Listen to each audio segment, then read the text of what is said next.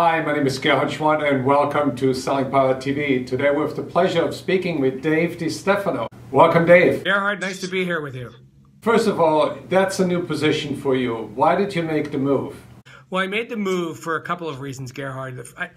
So three in particular. So the first is that we all know that buying and selling has totally changed, right? We've all heard the stats about the buyer cycle being 60% advanced prior to engaging.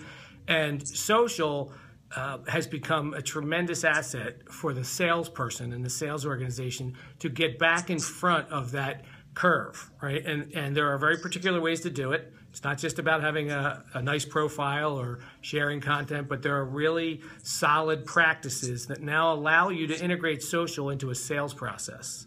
So I would say that's the first reason.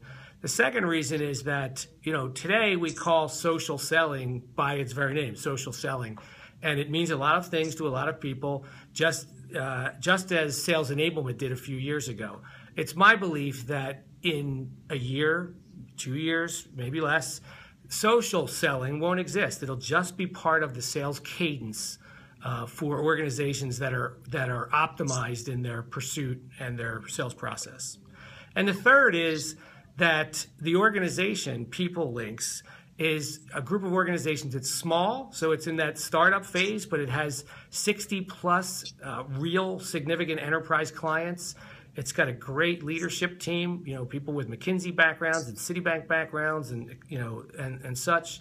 So I felt like I could bring my talents and experience in dealing with sales leaders of large organizations to the team and really help us get that message out and evangelize all that's social. How does PeopleLinx approach the transformation to selling like it's going to happen in the future? Well, it's a challenge, right? We're out there evangelizing. As I mentioned to you earlier, for the last 20 years, my message was sales training and sales development, person to person, skill, methodology, and process.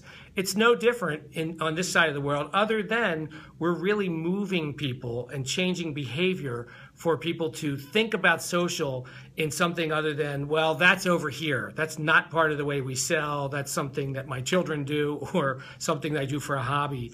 And so part of our message today is helping people understand, helping sales leaders, sales enablement leaders, and marketing leaders understand the power of what social selling is. It's not, there's social media and then there's social selling.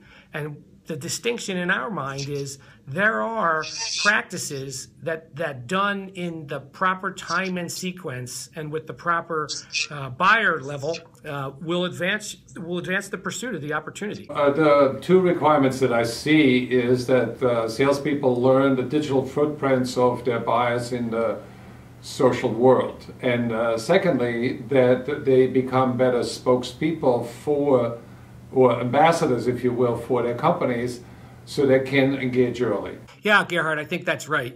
When you think about social, many of us are enamored with, where we rank on for example, on our LinkedIn profile, or what's our SSI, and measures that somehow, justify our existence in the social world. I think it's less that. Of course, we all love metrics and measures, right?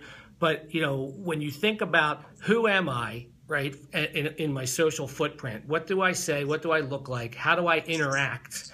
And how do I influence a buyer that I don't know, who I hope to know one day, right, when I have that opportunity to engage? So I'm actually selling long before I would traditionally think of the point in time when I'm selling. So yes, I think that's getting people to understand what social is and how to use it effectively. And what's unique about the PeopleLinx organization is it's built a platform that allows you to take action. We call them optimizations that help you build that profile, help you share content at the forefront, right? I think of that as top of the funnel activity. But then also when you're within your Salesforce CRM instance, we're building optimizations to say, for example, when I have a new opportunity, what social actions, what digital actions can I take that help me advance that pursuit? So we're literally building it into the cadence and the pace of each particular organization.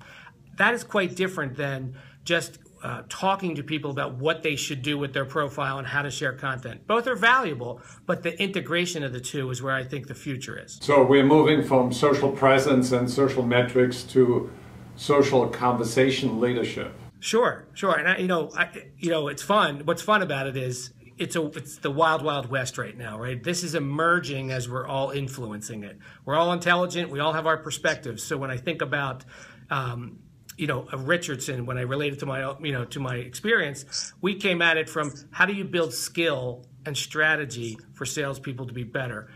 I move over to a PeopleLinx and we think the core competency is social. So how do we use those social skills and those social strategies to influence the outcome of a sale? Yeah, and you and I agree that the three pillars of sales success are the right mindset, the right skill set, and the right tool set.